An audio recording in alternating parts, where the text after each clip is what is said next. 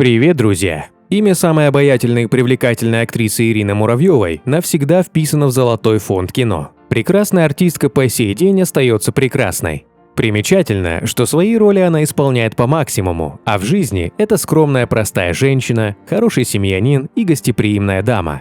Но для начала подписывайтесь на канал, не забывайте ставить лайк, а мы расскажем, как живет Ирина Муравьева и от какого заработка готова отказаться принципиальная актриса.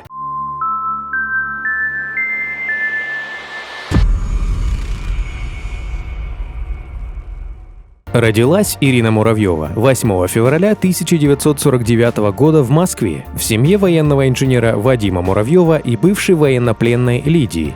Девочку растили в строгости, никакие сомнительные развлечения не приветствовались. Под ними подразумевались танцы и самостоятельные прогулки. Мама старалась привить Ирине и ее сестре свои нормы поведения и постоянно пресекала все контакты дочерей с мальчишками. Учеба давалась Ирине на удивление легко. Дневник пестрел отличными отметками. Девочка никогда не позволяла себе прийти в школу с невыученными уроками. Ира старалась приносить одни пятерки, ведь даже оценка в 4 балла очень расстраивала ее родных. После получения школьного аттестата Ирина начала проявлять свой характер и не стала слушать родителей, отговаривающих ее от поступления в театральный институт. Она была твердо уверена, что выбор сделан правильно, и решила попытать счастье во всех московских театральных вузах. Муравьева пыталась стучать во все двери, но, к ее великому сожалению, они были закрыты для нее наглухо. Девушка не смогла пройти ни в один вуз, а один из педагогов «Щуки» посоветовал ей не тратить времени и посвятить себя другой профессии. Он так и сказал, что актрисой ей не быть никогда. Ира всегда отличалась упорным и целеустремленным характером, поэтому ровно через год ее документы снова легли на стол приемных комиссий всех театральных институтов Москвы. Увы, вердикт был тот же, что и в прошлом году. Ее никуда не приняли. Тогда Муравьева предпринимает еще одну попытку и поступает на учебу в драматическую студию в ЦДТ, где претендентов на одно место было гораздо меньше, чем в престижных вузах. И здесь удача оказалась на стороне упорной абитуриентки. Ее приняли. После окончания студий Ирина воплотила в жизнь свою мечту и продолжила обучение в ГИТИСе, но уже на заочном отделении. Днем она репетировала и участвовала в постановках ЦДТ, в штат которого была зачислена, а заочно продолжала изучать актерское мастерство под руководством прославленных педагогов. В 1994-м Ирина перешла в Малый театр и стала одной из ведущих актрис. Ее талант и многогранность помогли воплотить на сцене самых разных персонажей. В 1979-м актриса узнала, как чувствует себя всенародно любимый артист. Именно в том году советские зрители посмотрели и оценили картину «Москва слезам не верит», в которой Муравьева сыграла одну из 3 центральных героинь. Картина о судьбе 3 провинциалок, оказавшихся в столице, произвела настоящий фурор. Все артисты мгновенно оказались на вершине славы и всеобщей любви, а фильм получил премию «Оскар» и многомиллионную армию поклонников. После этой ленты Ирина была просто завалена предложениями от режиссеров, которые наперебой предлагали ей главные роли.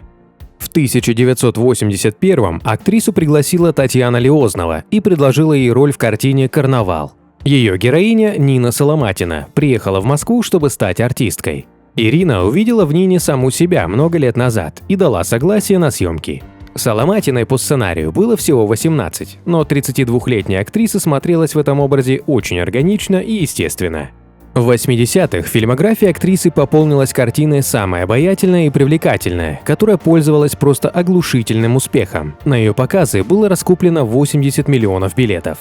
В юности Ирина Муравьева считала себя гадким утенком и ненавидела свое отражение в зеркале. Девушка считала себя откровенно страшненькой, стесняясь претендовать на мужское внимание, да и воспитание не позволяло ярко проявить себя в женственности.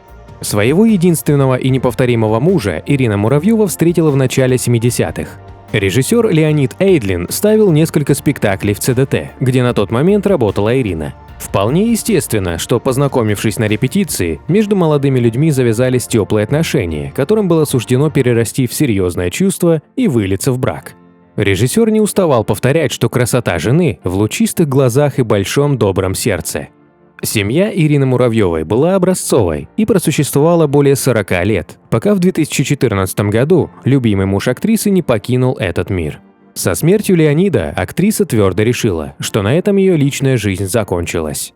Однако сыновья Ирины Муравьевой и Леонида Эйдлина, самое ценное, что есть в жизни кинозвезды, не дали матери опустить руки и доживать свой век в печали. Актриса мудро совмещала работу с заботой о семье, как ее в свое время учила мама.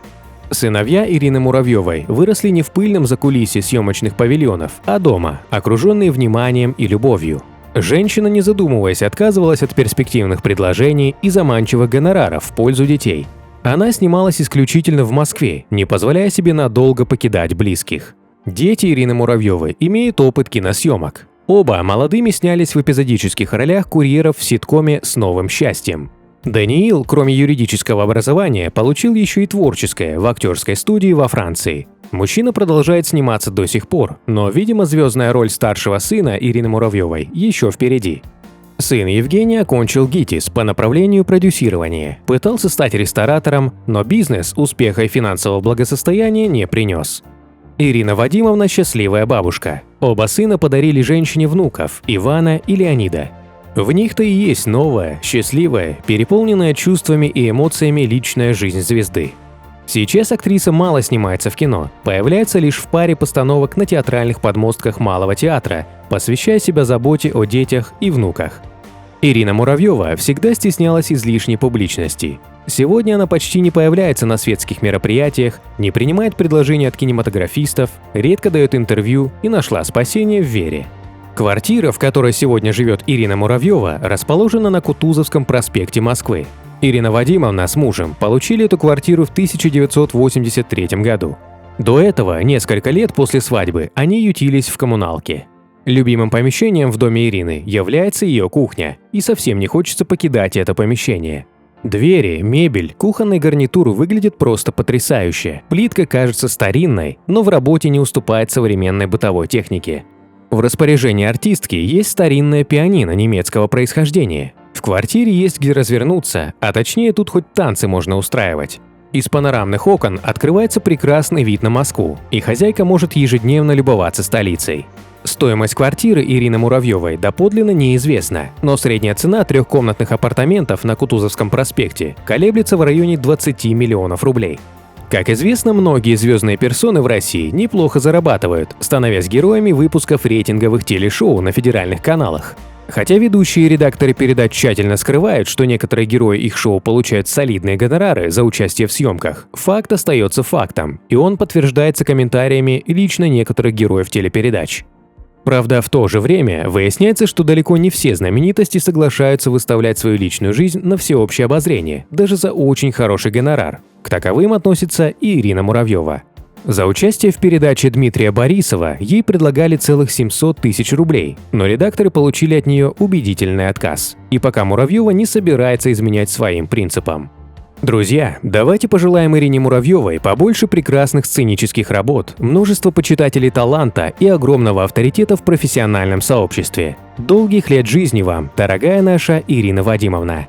Гонорар какой публичной личности вы хотите узнать? Свои пожелания оставляйте в комментариях. Переходите на другие ролики нашего канала, подписывайтесь, нажимайте на колокольчик. До скорых встреч, пока!